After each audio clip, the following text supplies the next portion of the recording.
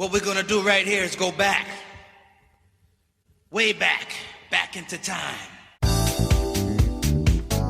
Hello, my friend, and welcome to another episode from the WDW Radio Archives. I am Lou Mangello, and this is show number 763. And this and every week, I'm going to select an evergreen episode from the archives to share that maybe you haven't heard before, or one that you haven't heard in a long time. From interviews to top 10s, relevant reviews, Wayback Machines, guides, and more. It's a great way to visit and revisit some of our favorite episodes, including ones that you have suggested I share from the archives. And as we come to the end of the year, I found myself once again getting sentimental and nostalgic. I'm always so grateful for the incredible opportunities this show, thanks to you, has afforded me to share with you, including conversations like this week with true legends. So this week, I went back into the WDW Radio Archives to bring you one of my favorite interviews, because in addition to being a Disney legend, my next guest is the recipient of multiple Academy Awards, Golden Globes, and Grammys for his work on a few Disney animated classics like The Little Mermaid, Aladdin, Pocahontas, Hunchback of Notre Dame, Enchanted, and of course, Beauty and the Beast. And as I recently discussed on our Best of the Best from the Disney Parks Around the World episode, he also wrote what is arguably one of, if not the, most beautiful song in a Disney park. Legendary composer Alan Menken joined me on show 196 back in 2010 to talk about his early career and then also helping to usher in the renaissance of Disney animation, as well as his work on Disney's 50th full-length animated feature film, Tangled. It is a fascinating look into really the life and the music of a man who continues to make magic for generations of Disney fans. And I'd love to know from you, what's your favorite Alan Menken piece of music, or maybe Disney film that he composed the music for? Please share your thoughts over in the WDW Radio Clubhouse at wdwradio.com/clubhouse, or call the voicemail, share your story on the air at 407-900-9391. That's 407-900-WDW1, and I will play it on the show. But for now, thank you for an incredible, a remarkable, and memorable 2023 as we prepare to turn the page into the new chapter in 2024. Thank you, thank you, thank you. I hope that this show has brought you as much joy to listen as it has for me to create and share with you. I love you. I appreciate you. So for now, sit back, relax, and enjoy this week's episode from the archives on the WDW Radio Show, and Happy New Year.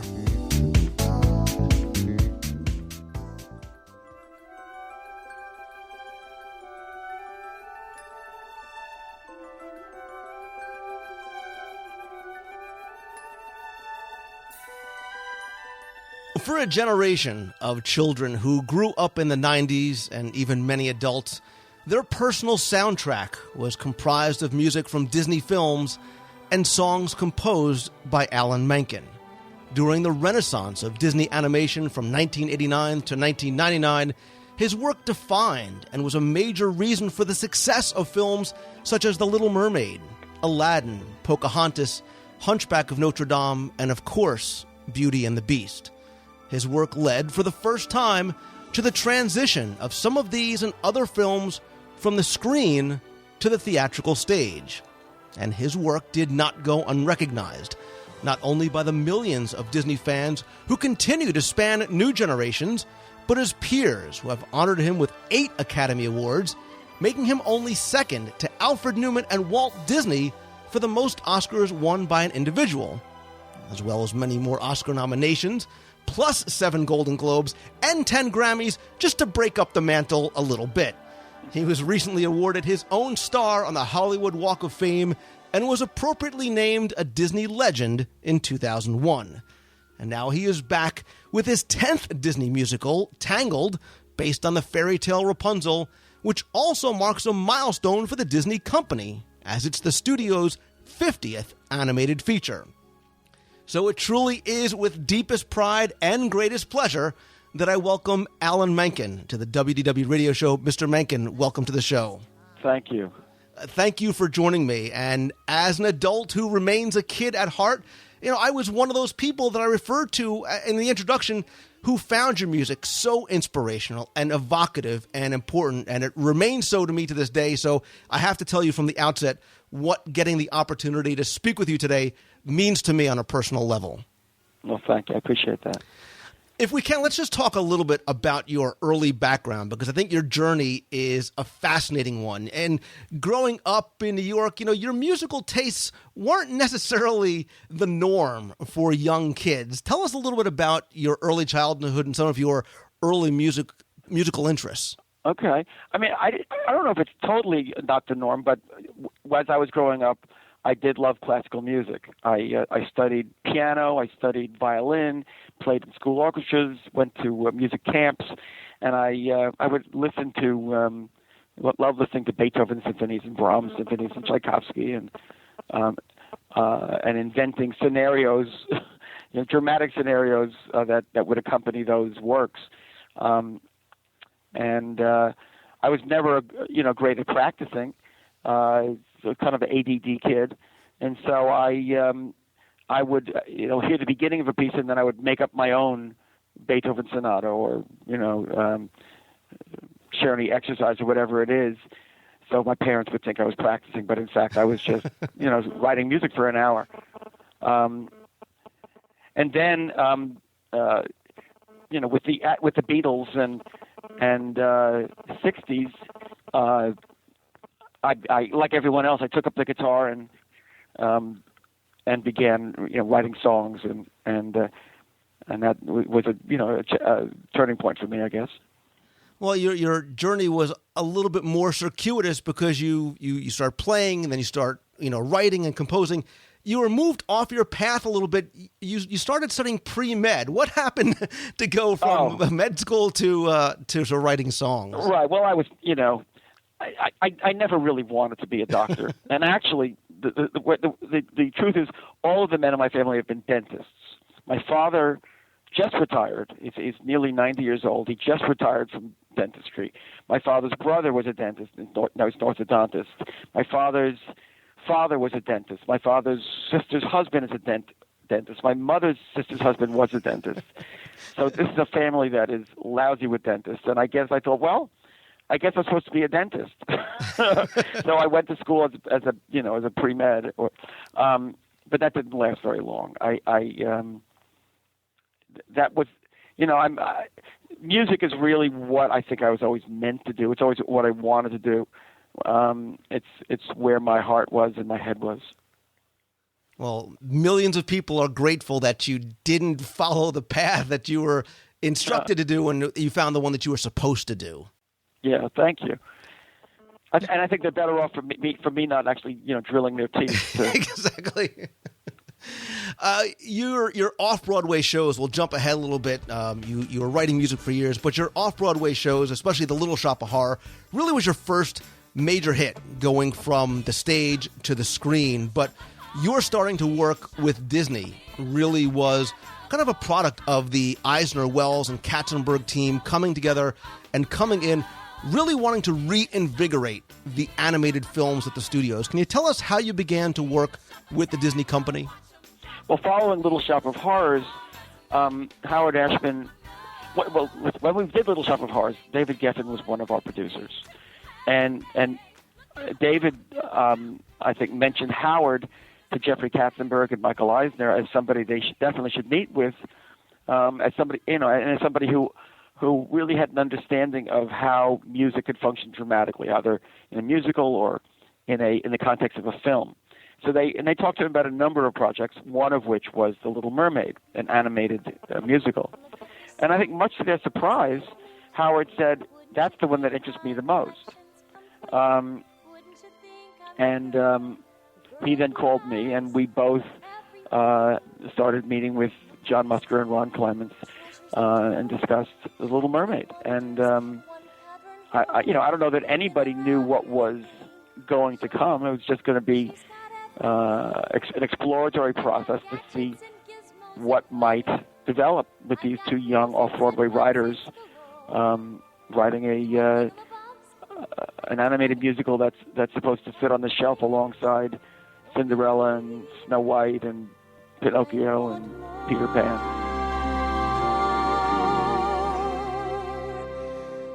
I want to be where the people are.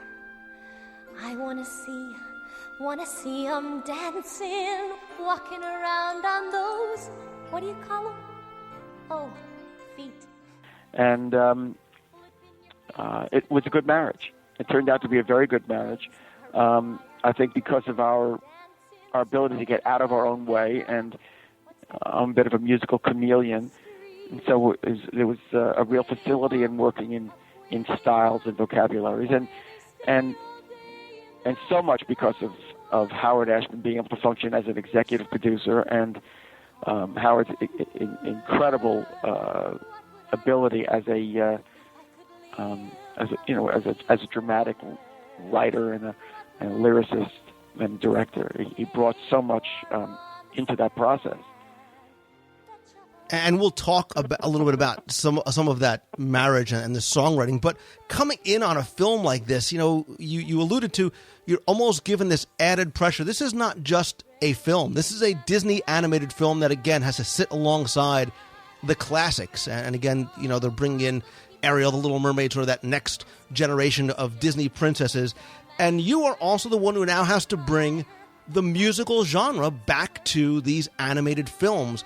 Did you bring in sort of that Broadway template when you're writing and your experience in the theater, or what was your other influences, if any, in writing films? Well, the influences really were, and it's always been our philosophy to find a unique musical vocabulary that can inform a story, and that you can tell a story, through that vocabulary.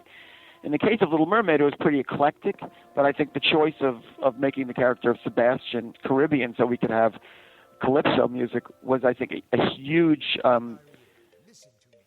element that was very consistent with the dramatic specificity that one needs to really have a successful Disney animated musical. The Broadway style, all it means is we're telling a story through songs. A song will start in one place and finish in another. You want it to be consistent with the voice of the character. It's got to be plot specific. It's got to comment on the character, and however you do that, that becomes Broadway genre.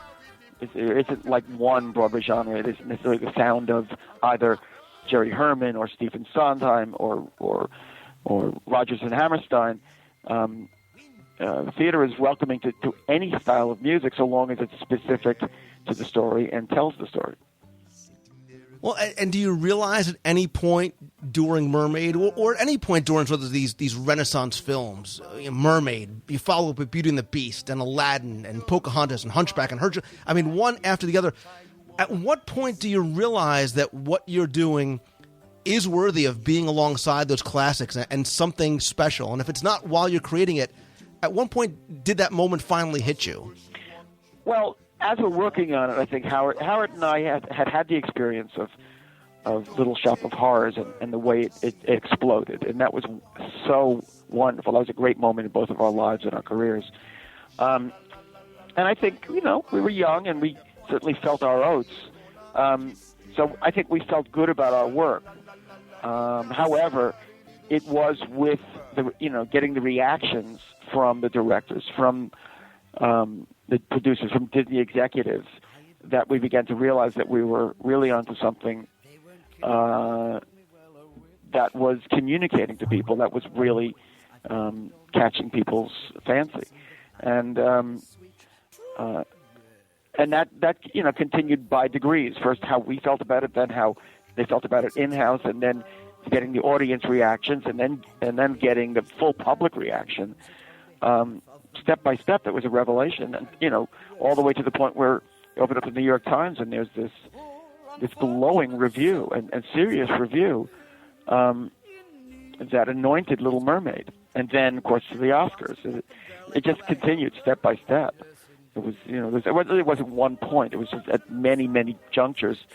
It kept, the experience kept improving. And I think the film's success was really unparalleled. And I think it in large part is because the music defined these films as opposed to maybe being something that was laid on top of them. And I think they all sort of share, all the songs seem to share this commonality of transporting the viewer and the listener to a very specific place and a very specific time. I think that's what makes these films very special. Yes, and audiences sense and know this material was written specifically for this movie. It's specifically tailored to tell this story in a very, very clever and consistent way. And audiences were hungry for that, clearly, and they hadn't had that in a while. And they embraced it. Unexpectedly, just a little change. Small to say the least, both a little scared, neither one prepared, Beauty and the Beast. Ever just the same. I hear from people all the time who say, when I saw Little Mermaid, it was just, thank you. You're going back to a vocabulary and a genre that we've been hungry for. And the music, sets the tone. And Little Mermaid's a perfect example of the music setting the tone and the story from the opening scene, where you see the ship and you hear this sort of, rousing sort of sea chant. You understand exactly what this film is going to be. Obviously, Same thing continues with Aladdin and Beauty and the Beast, and the mix of these colors. I mean, you paint such a beautiful picture with the music. Thank you. Well, that's the goal is in every case, in every song, to have the audience fully engaged and understanding, why this kind of song. It reminds the audiences of other things that they know and like, and informs the story, and you keep the audience is fully engaged in that score, and the score is, of course, constantly moving things forward, and that's the key to these projects, I think. So it was amazing. The reaction that we got was so encouraging, and it fueled the next 2 decades of my life. And as I was researching for this interview, I listened over and over again to so many of these songs and scores, and I found myself feeling that range of emotions, and I could admit to you that I was getting choked up to music that I had heard hundreds of times, because, and I said, well, how do I try and encapsulate this Alan Menken style? And I couldn't, because Pocahontas had these beautiful flutes and percussions, and Hunchback had these very deep choral sounds and violins, and the range is so different, and the span of emotions was so different. I think that's why all these songs and these scores stand out on their own and made these films such a success. Well, thank you. I appreciate that very much. But I have to ask you, and it's not asking you maybe... Oh, you want me to define what my style is? Well, I'm going to ask, I can't, I certainly couldn't ask you, but I'm going to, what a favorite is, but is there one maybe that you enjoyed most or enjoy listening to most, or one that says, this is kind of what defines Alan Menken? I wish I could. I get asked that question a lot, and I wish I could answer it definitively, but I can't.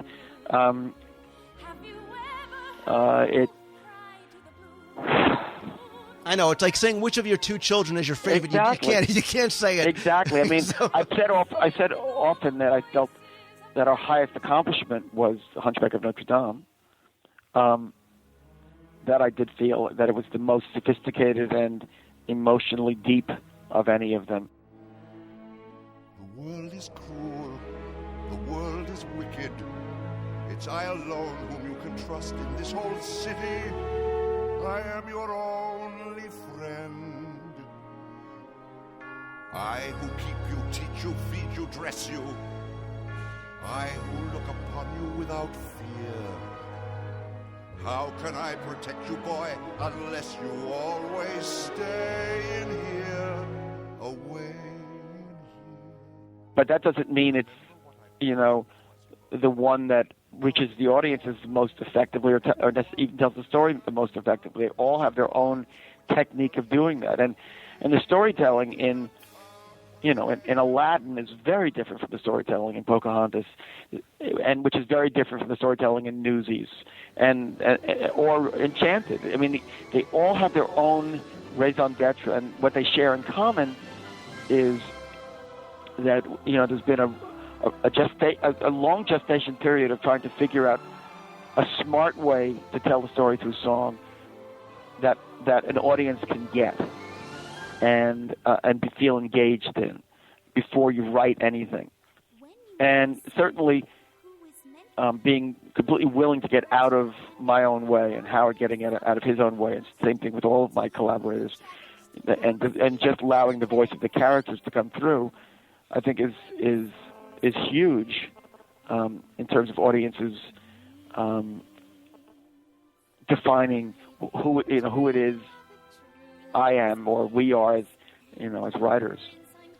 And I'm so happy, just very quickly, that you mentioned Hunchback of Notre Dame, because I've always felt it is such a rich, beautiful film, and may not rise to the level of I don't want to even say success, but the Little Mermaid or the Beauty and the Beast.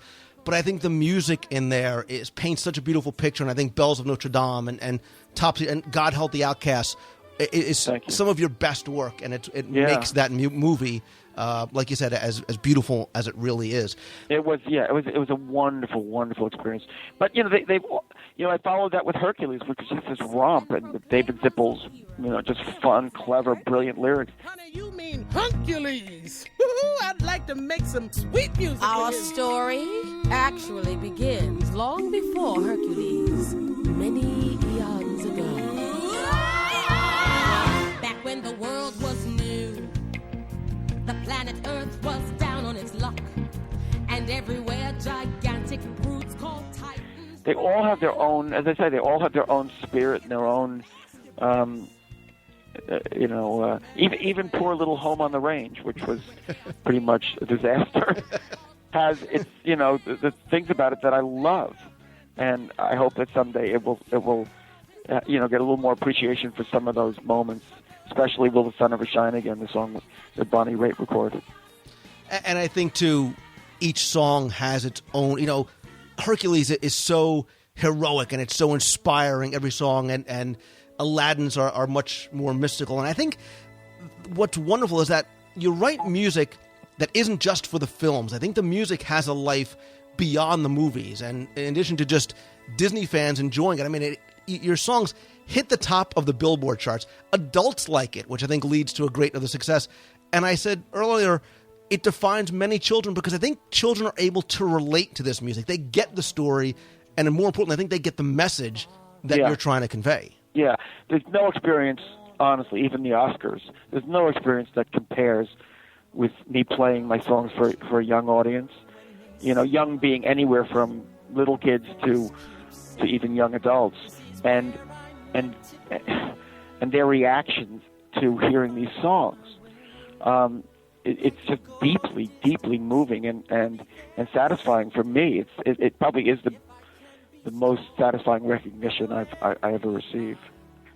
And I often get the comment, people would say, "You wrote the soundtrack for my childhood." Like, I part of me says, "Well, no, I didn't really. I mean, I wrote some of it, I guess." But it's still thrilling that they have such a feeling of ownership and investment in what we've done. It makes it all worthwhile. Yeah, it so much carries beyond the couple of hours you may spend in the theater or a few hours sitting on the couch. People do carry it with them for years and years afterwards. Yeah. And I think, too, the film stand on their own, the music stands on their own, and obviously it's married to the film, but you've always been very much involved in the entire production of the films, meaning that the producers don't just come to you and say, "Okay, we need a love song here and a magic carpet song here." Can you tell us about the songwriting process, maybe from your perspective as the film is being developed? Well, we are not just songwriters; we're musical theater dramatists. So it's we get into the room with the directors and the writers, and shape the story so it can be told through song, and then we do that on a regular basis. and we collaborate. You know, they may have ideas for songs that maybe we don't like, or maybe we think there's something in there, but we need to, you know, sort of negotiate what that song will be, what we want it to be, what they want it to be, and answer a lot of questions together before I ever go off and get into the room with my collaborator. And then once we do that, in just about every case, I really like to be in the room with my lyricist and embark on writing the song together in the room. I never, you know, I don't like having either somebody say, here's a lyric, said it, or I say, here's a piece of music, write a lyric to it. I really want it to be a process of discovery for both of us in the moment, and that tends to be what works best. And if I could just briefly touch on that collaborative process, clearly through the years, you've worked with some amazing lyricists, but obviously your partnership with Howard Ashman, especially early on, was some of the greatest successes that you've had. How different and maybe even difficult was it for you having to go beyond that relationship and working with others, especially because I think the two of you had that, you know, forgive the comparisons, but that, you know, magical sort of Rodgers and Hammerstein, Sherman Brothers-esque like magic Right. to whatever you worked on. Yeah. Well, I think there was a number of transitions that were difficult for me. I mean, Howard was a very strong, collaborator and a very smart man. And of all my collaborations, Howard was clearly the boss. That relationship was established from our earliest show, God Bless You, Mr. Rosewater, through Little Shop, because he was also the director. And so, and on Mermaid, he was the executive producer. So Howard was the only collaboration I've been involved in where I really considered myself to be, as a composer, to be a sort of a catalyst. And he was very much in the foreground as the dramatic voice.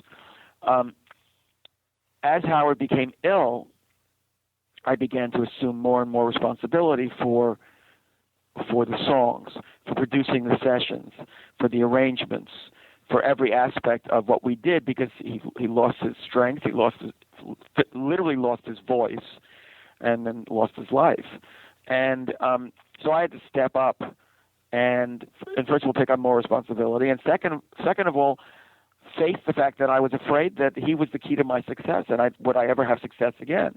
And of course, what happened was after he died, the first collaboration I had was with Tim Rice, and the song we wrote a number of songs for Aladdin, but among them was A Whole New World, which is the most successful song I've ever written, and he's ever written. It was a #1 single. It won Grammy Song of the Year. It won the Oscar. It was just huge. So, you know, number one, certainly I found my own voice and my own confidence, and number two, I began to take on a much stronger leadership role. Also, in my collaboration with Howard Ashman, that's the only collaboration in which his name comes first. It's Ashman Menken. In all the other cases, my name as a composer has been coming first. So it was a real transition for me and a real growth experience in going through Howard's illness and then passing. And it was emotionally devastating and professionally kind of empowering at the same time. Let's look forward and let's talk about Tangled and maybe a little bit about what your inspiration was for the music in this film, because it's very different from the other tale of a main character that's trapped in a tower with Hunchback of Notre Dame. Yes, it is. And one of my big concerns with this project was, oh my God, how do we deal with this? Somebody in the tower who needs to get out of the tower. And one fundamental difference is Quasimodo looked out over Paris and said, I wish I could be part of that. Whereas Rapunzel looked out of her tower and said, I really can't leave here. It's too dangerous. She's been completely brainwashed by Mother Gothel into believing that that the world is too dangerous for her to go out into, and she must stay in this tower. And so the trick there was to write a number where she would sing about how great everything is in the tower, you know, and we would fill in for her. She has to get out of this tower. Polish and wax, do laundry and mop and shine up, sweep again, and by then it's like 7:15, and so I'll read a book, or maybe 2 or 3. I'll add a few new paintings to my gallery. I'll play guitar and knit and cook, and basically just wonder when will my life begin. And the musical inspiration. I looked at Rapunzel and her hair and her quest for freedom, and I thought about folk rock. I thought about, on a gut level, I went to a Joni Mitchell song called Chelsea Morning, and I went to Cat Stevens, and I thought about that musical vocabulary and wanting to write a score that kind of captured that feeling of freedom in the 60s and the innocence. And it's interesting, and especially talking about that innocence, because again, you're asked to write for what you know is going to be the next Disney princess, and that's a big deal. You've done it for Ariel and Belle and Jasmine, even Giselle in Enchanted. Now you have to do it for Rapunzel. And when you compose a song like When Will My Life Begin, is there any sort of added pressure or thought that comes in your mind? Because the music from this film is going to define who this princess is. Yeah. Well, I guess a pressure. I wouldn't call it pressure, but there's definitely a debate that ensues among everybody involved with the production. Which the same thing happened with Enchanted and True Love's Kiss. Defining that genre and defining the tone is so much a matter of dealing with everybody's preconceptions about what they would like the opening to be, or everyone's judgment about whether this is the right thing. And traditionally, I don't know if it's probably true of a lot of forms, but certainly animation directors love their choices. So, you know, what else you got? What else you got? Well, wait, can we hear something? You know, what about something more like this? And what about something more like that? And after a while, it sort of begins to obliterate, you know, that initial gut level confidence. And at a certain point, I said, you know what? I really want to go back to that first song I wrote because that felt most right to me. And I stuck to that pretty strongly, and that ended up being where we went. But I wouldn't call it pressure, but I call it definitely a strong collaborative process. Mother knows best. Listen to your mother. It's a scary world out there. Mother knows best. One way or another, something will go wrong, I swear. Ruffians, thugs, poison ivy, quicksand, cannibals and snakes. The plague. No, yes, also large bugs. Men with pointy teeth, and stop no more. You'll just upset me. Mother's right here. Mother will protect And well, to that end, when you write a song in 2010, you're writing for a different generation, a different audience with different tastes and popular musical styles. Do you approach the film with that in mind, or do you approach it as like, hey, I'm going to write the next Disney classic that's going to be timeless, and this is how I want to go about doing it? Really, all I think is I'm going to write, you know, the story of Rapunzel and the way we're telling the story, but that's what I'm going to do. I don't really think the next Disney classic. I don't really think, you know, awards. I don't think a generational. Now, that said, the directors of this are considerably younger than me and considerably younger than other directors I've worked with. So naturally, there is that dynamic in the room. You know, the more I go on, the more I'm kind of the old man in the room, which is a funny position to be in because I still think of myself as, you know, a kid in this business. But that's a dynamic that I've accepted. I'm very much the older guy in the room and a bit of the gorilla in the room too. You know. Not intentionally, but just because of things I've done. Well, real quick then, you're working on this film with Mandy Moore, who, unlike maybe a Jodie Benson or a Paige O'Hara or a Lea Salonga, she's a major pop star, and she has a certain style to her singing and a large and loyal following of fans. What was working with Mandy like? Oh, she was totally cooperative, and it was and professional, and she knew from the beginning that her job in this was to be Rapunzel, and frankly, Mandy Moore, as Mandy Moore, didn't define any of what we did any more than Alan Menken being Alan Menken defined what we did. It's our job to tell this story, and get out of the way. And she was great. She was totally professional. Has a wonderful instrument as a singer, and she was in every way as professional and theatrically savvy as anyone else we worked with. But tell me, when will my life begin? Mr. Menken, again, undoubtedly one of the greatest melody writers of our time. So much responsible for the renaissance in animation. Excited to see Tangled. It opens November 24th in theaters everywhere. The soundtrack is available online. So grateful for all your time and working again on a personal level. Yours are the songs I keep on my iPod. I sing to myself in the car, and I'm able to enjoy and share with my kids. So on behalf of my family and all the families that you continue to touch with what's clearly not just your work, but your passion, I want to say thank you very much. Well, thank you for your time, too. Take care. Take care. Bye-bye. 7 a.m. the usual morning lineup. Start on the chores and sweep till the floor's all clean. One song I've never performed in public before, ever. It's a song just for you, Japanese D23 fans. From the Sinbad ride.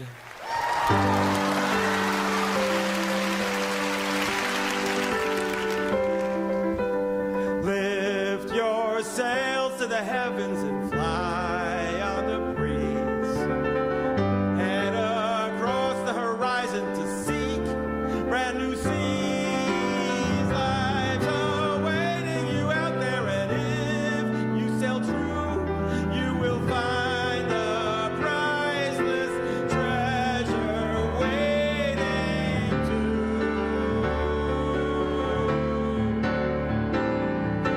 Tides may turn you and toss you, and storms may arise. Heart may stand in the path where your destiny lies. Just reach out for a friend when you're lost and astray, and the compass of your heart will lead the way. Life is the greatest adventure. There is no map, there's no chart.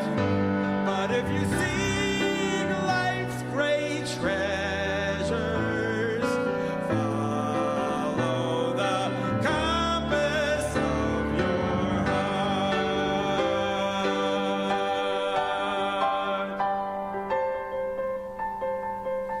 Life is the greatest adventure. There is no map, there's no chart. But if you seek life's great treasures, follow the compass of